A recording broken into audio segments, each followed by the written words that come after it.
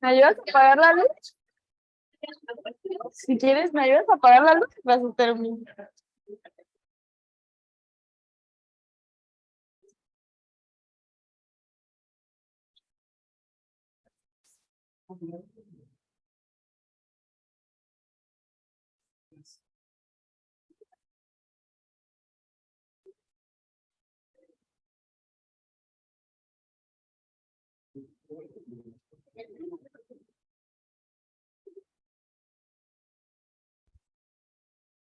Tomen asiento. No te apures, aquí la voy a dar. ¿Eh? Yo le doy. ¿Sí? No, dale de. Yo la daría. Muy bien, pues buenos días. Hoy vamos a ver el tema de la evaluación clínica del glaucoma, así como la presión intraocular y la dinámica del humor acuoso. La voy a dar desde acá. Pues vamos a comenzar. Pues bueno, la dinámica del humor acuoso, ¿no? Este es secretado por el epitelio no pigmentado del cuerpo ciliar y el sustrato es el plasma, ¿no? Se caracteriza por tener muy bajo nivel de proteínas y alto nivel de ascorbato, lo cual nos va a ayudar como un antioxidante que protege contra los rayos UV. Este humor acuoso también mantiene la presión intraocular y es un soporte metabólico para las estructuras avasculares del segmento anterior. Esto va a facilitar la respuesta celular, humoral, entre muchas otras funciones, ¿no? No, si me voy adelante. ¿Sí me ayudas?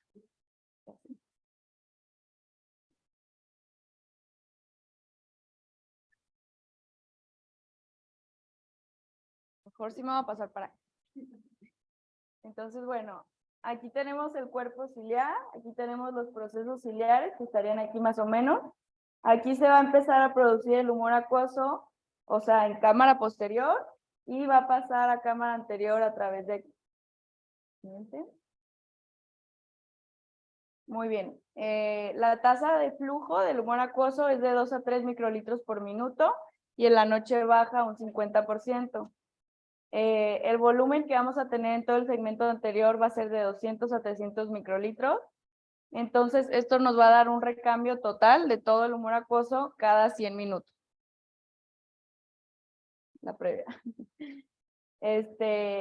Estas son como datos de preguntitas que les pueden hacer en el módulo de glaucoma. El cuerpo ciliar tiene aproximadamente 80 procesos ciliares y cada uno pues va a tener esta formación de aquí más o menos, ¿no? Va a tener la doble capa de epitelio, sería el epitelio pigmentario primero y por fuera el epitelio no pigmentario. Va a tener el estroma y va a tener capilares fenestrados, que son los capilares del iris, ¿no? La unión entre el epitelio no pigmentado y el pigmentado va a ser con uniones estrechas, eso también es importante para el proceso de producción del humor acuoso que vamos a ver enseguida. Y esto es más o menos como se ve en el microscopio, ¿no? El epitelio pigmentado con sus gránulos de melanina y el no pigmentado acá de este lado.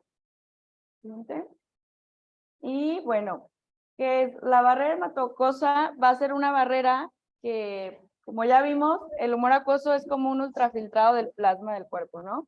Entonces lo que va a hacer es que con los componentes sanguíneos no se crucen o se pasen al humor acuoso. Entonces esta barrera hematomucosa está formada por el epitelio no pigmentado del cuerpo ciliar, por la vasculatura del iris y sus capilares, y por último por el endotelio del canal de Schlemm, la pared interna. Ahorita lo vamos a ver más a fondo. Esto va a impedir que las proteínas entren en el humor acuoso. Y pues como el humor acuoso va a tener muy poquitita cantidad de proteínas, nos va a permitir que el índice refractivo sea de 1.336, o sea que sea lo suficientemente transparente para que entren los rayos de luz y lleguen hasta la vía visual y todo eso, ¿no? Siguiente. Y bueno, tenemos 3 mecanismos de secreción del humor acuoso. Tenemos la difusión simple, que es un movimiento pasivo de solutos, la ultrafiltración, que esta depende de la presión intraocular, que va a ser también movimiento de pasivo de agua, sustancias hidrosolubles por los capilares. Entonces, eso es dependiente de PIO. A mayor PIO va a haber mayor ultrafiltración, mayor producción de humor acuoso.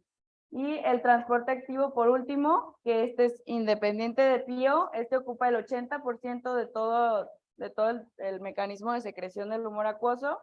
Y este va a ser, pues, como ya sabemos, el transporte activo es en contra de un gradiente, ¿no? Requiere energía, por eso vamos a tener las siguientes bombas, que va a ser la sodio-potasio ATPasa, que ya todos conocemos, y la anhidrasa carbónica, ¿no? Gracias a estas bombas va a estar pasando el sodio hacia el humor acuoso, este sodio va a jalar agua y así es como se va secretando. Siguiente.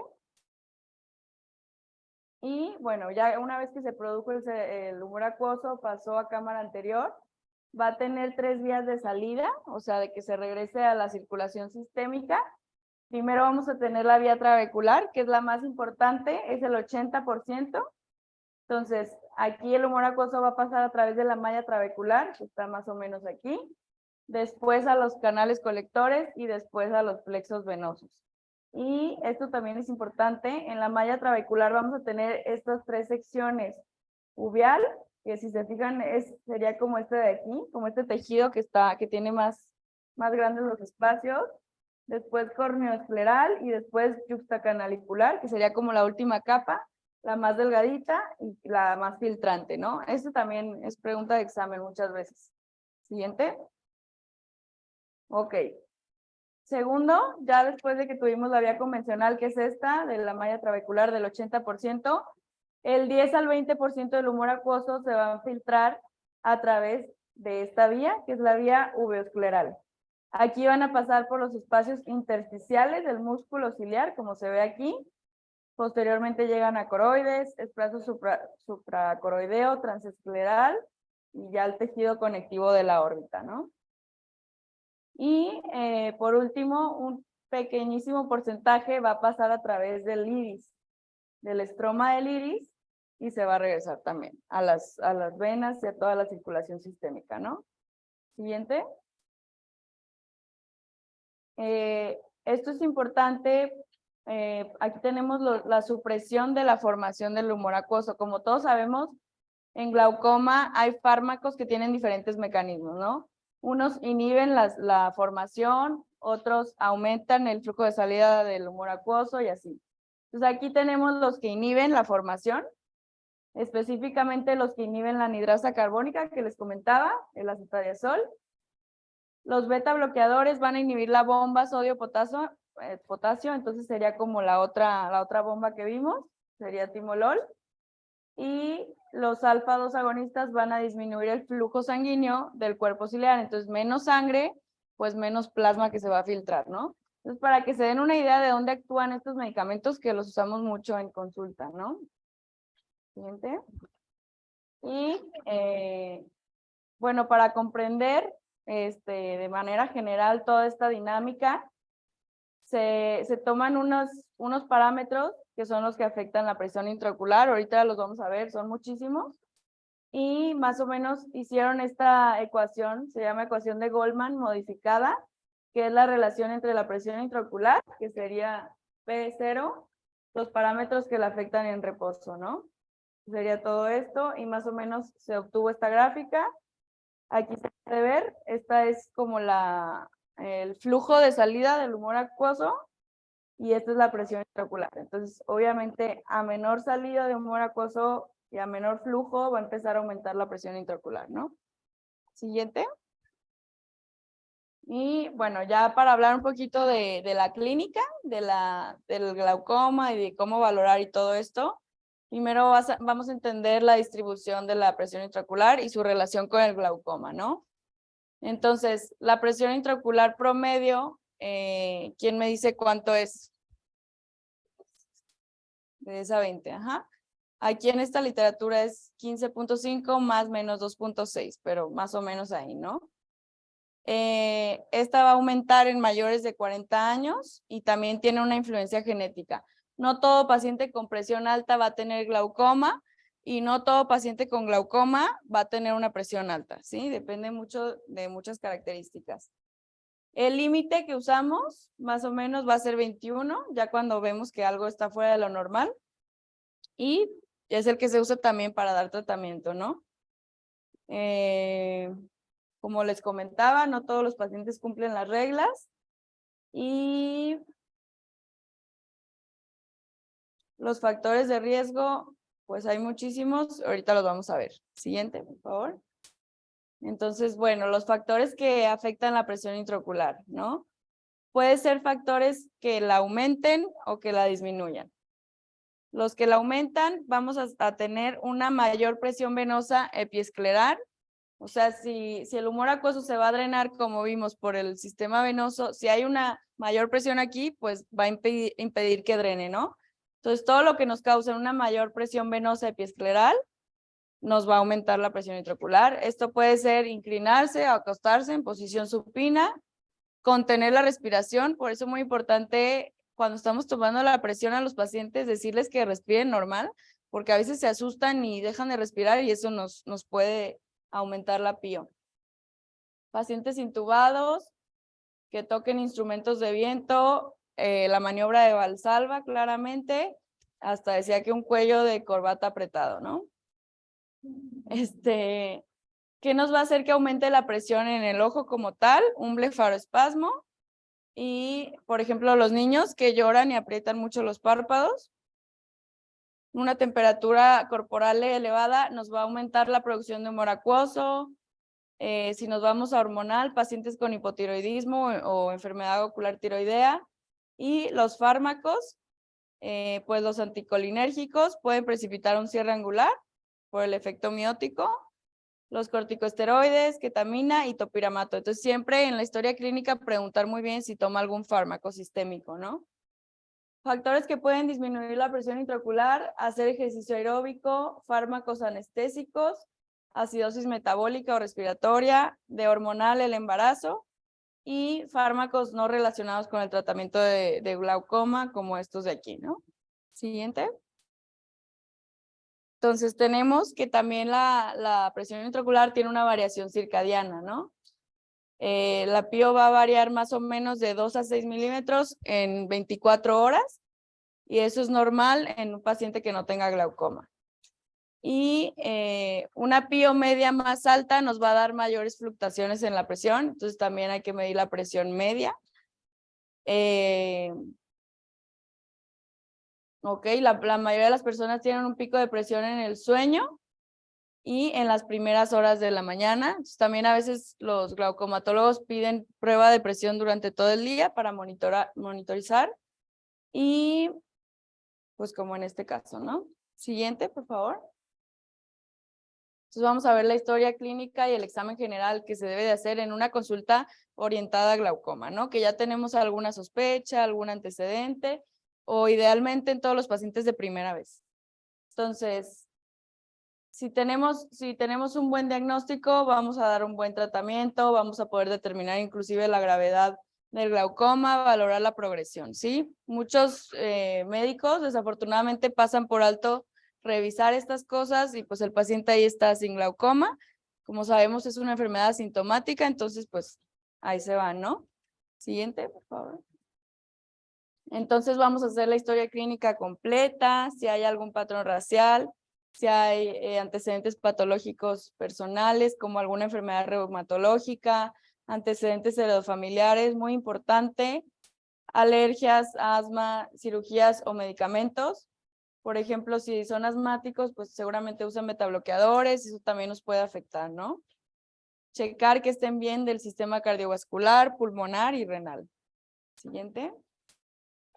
Los factores cardiovasculares que se han visto asociados con glaucoma, pues son diabetes tipo 2, hipertensión, EBC, infarto, dislipidemia, disautonomía y se me fue el nombre, ¿cómo se llama?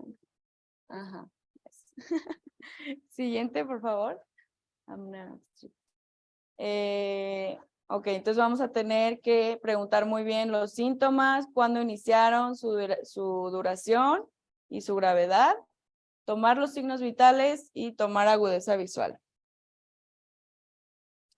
Vamos a comenzar la consulta con la refracción. Si son hipermétropes, tenemos más riesgo de un cierre angular. Salud. O de un disco óptico menor. Si es miopía, podemos tener morfologías muy similares. Podemos tener el síndrome de dispersión pigmentaria, que es un tipo de glaucoma. Y pues en cualquier caso hay que neutralizar el error refractivo para tener la mejor visión corregida, ¿no? Siguiente, por favor. Los anexos oculares, podemos tener edema, varices orbitarias, proptosis o alteración en la movilidad. Todas estas características son pues manifestaciones que nos puede dar cualquiera de estos síndromes que se asocian con una mayor presión del ojo o con un glaucoma secundario, ¿no? Siguiente. Ok. Antes de pasar a la biomicroscopía tenemos que valorar el reflejo pupilar, ¿no? Si hay un defecto pupilar aferente relativo, puede estar relacionado con algún tipo de glaucoma. Siguiente. Vamos a revisar conjuntiva. Podemos tener hiperemia conjuntival, por ejemplo, reacción folicular o conjuntivitis, si están haciendo reacción a algún fármaco tópico que usen. Los antiglaucomatosos pueden provocar reacciones o incluso, como son de uso prolongado, a los conservadores podemos hacer reacción también.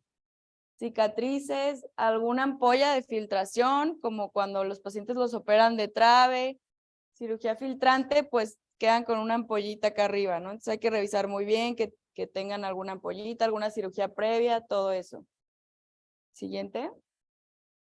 Epiesclera y esclera, pues podemos tener una dilatación epiescleral, podemos tener vasos centinelas que nos indicarían que hay probablemente un tumor intraocular y probablemente esto también nos eleva la presión.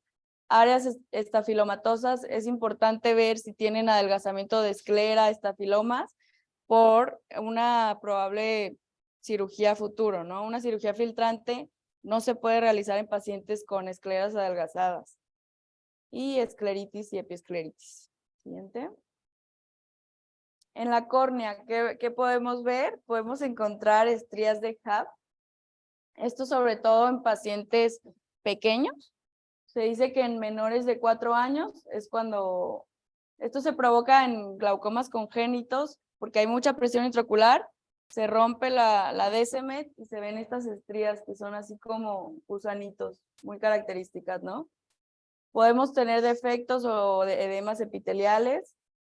Por ejemplo, la QPS, si tenemos más o menos en el sector nasal, nos puede indicar una toxicidad de algún fármaco antiglaucomatoso. Podemos tener anomalías en el endotelio, como el uso de Krukenberg, síndrome de pseudoexfoliación, distrofia polimorfa posterior, síndrome de Axenfeld-Rieger. Todos estos pues tienen anomalías en el endotelio, ¿no? Siguiente.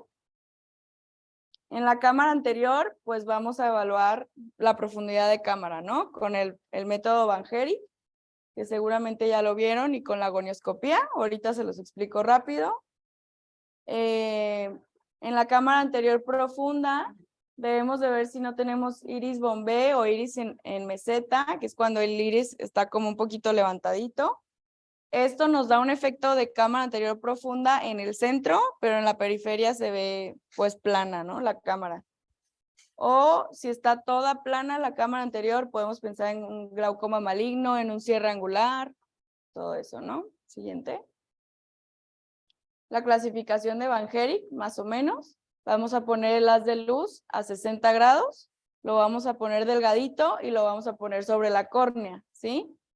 Aquí tenemos esta sombra que se va a hacer entre el haz de luz de aquí y este de acá, y esa es nuestra profundidad de cámara, ¿no? Entonces, si tenemos que el grosor del haz de luz es igual a la profundidad, sería 1 y 1, ¿no? Entonces tenemos Van Herijk grado 4, o sea, una cámara profunda, normal. Si tenemos que el grosor es de un medio, sería grado 3, de un cuarto, grado 2, y menor de un cuarto, o sea que ni siquiera vemos esta sombrita, grado 1, una cámara muy plana, ¿no? Siguiente. Y antes de dilatar, importante también checar el iris. si hay alguna heterocromia, alguna atrofia, algún defecto, si hay vasos sanguíneos. En pacientes diabéticos, muy importante checar si hay rubiosis. Eso ya nos hablaría de un glaucoma neovascular o un proceso pues ya muy avanzado. Y eso se ven aquí en el reborde pupilar, ¿no? La rubiosis por ahí empieza. Pues valorar bien los vasos, valorar si hay algún trauma, algún desgarro, la inserción del iris, todo eso. Y, ok, cristalino, también revisarlo antes de tamaño, forma, claridad, si hay faconoesis, subluxación o algo que nos esté como empujando el cristalino hacia adelante, que también provoque un efecto de cerrar el ángulo, ¿no? Si hay opacidad capsular posterior, cuerpo extraño intraocular y glaucoma producen cambios en el cristalino. Entonces, checar muy bien el cristalino, ¿no? Siguiente. Ya después de la dilatación, volvemos a checar el cristalino, si tiene alguna catarata, todo eso, describir el grado. Y ahora sí revisar fondo de ojo, nervio óptico, segmento posterior, si hay un DR, todo lo de fondo de ojo, ¿no? Siguiente. Y pues muy importante, obviamente, checar las características del nervio óptico. Esto creo que les van a dar otra clase después, pero lo básico que tenemos que checar, pues que tenga una forma redonda o ligeramente ovalada, más o menos el diámetro a promedio 1.7 por 1.5 milímetros, el color rosa anaranjado o asalmonado, le dicen, la excavación más o menos de 0.3 sería dentro de lo normal, desde 0.1 a 0.3 no nos preocupamos, los bordes bien definidos, que se respete la regla ISNT, que significa el grosor del anillo neuroretiniano, ¿no? Inferior es más grueso, luego superior, luego nasal y por último temporal. Y el paquete vascular, ¿no? Los vasos que tengan un correcto trayecto, grosor, que no estén nasalizados, o todas las características de glaucoma que van a ver, ¿no? Siguiente. Y más o menos aquí para que vean como a grandes rasgos cómo se ve un nervio óptico normal y un nervio óptico con glaucoma. Obviamente la excavación súper amplia, si se fijan los vasos están más rectificados. Aquí por el reflejo de la luz no se ve, pero seguramente se ve la lámina cribosa, que se ven como unos agujeritos, ¿no? Como si fuera un queso. Siguiente. Y por último la gonioscopía, ¿no? Que vamos a valorar las estructuras de la... Bueno, esto es antes de dilatar, importante. Después de tomar la PIO, hacemos gonioscopía y ya después podemos dilatar. Y vamos a tener pues las estructuras, ¿no? Tenemos la primera, que es la línea de Schwalbe, luego la malla trabecular no pigmentada y pigmentada, luego el espolón escleral y la raíz del iris, ¿ok? Y viendo la gonioscopía podemos hacer la clasificación de Schaffer, que es mucho más específica. Tenemos grado 0, cuando no vemos ninguna estructura, grado 1, que son 10 grados más o menos, y vemos la primera estructura. Grado 2, vemos 2 estructuras, grado 3, vemos 3, grado 4, vemos las 4, y ahí está la clasificación. Esto también aprenden en sala, es importante. Y no sé si tengan alguna pregunta, alguna duda. Obviamente esto es como a grandes rasgos, ¿no? Para que ustedes también lean y detallen más la información. No sé si alguien tenga alguna pregunta. Tengo una duda de anatomía. El epitelio pigmentado y no pigmentado es de la parte plana, ¿no?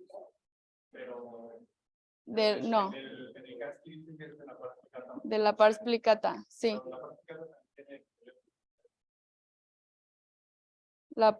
Mira, déjame te explico. ¿Puedes ponerme una imagen de las primeras? A ver si se ve.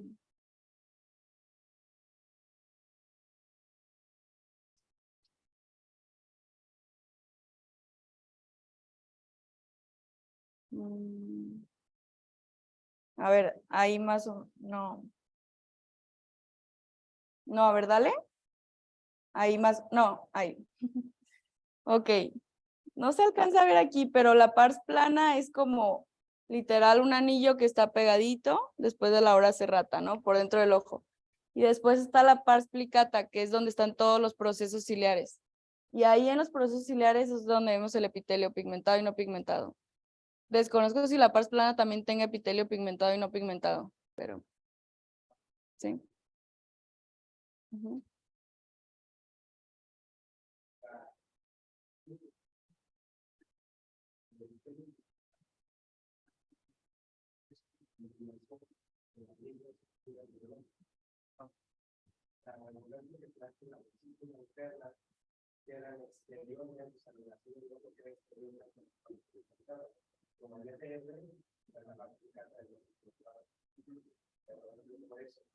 La paz plana sí tiene epitelio pigmentado, sí lo tiene, pero termina siendo externamente el epitelio pigmentado de la paz.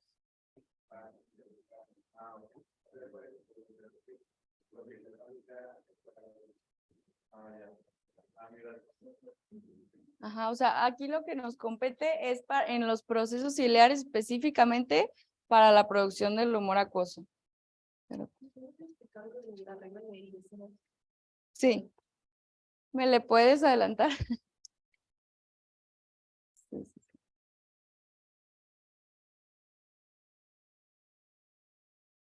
A la de nervio óptico.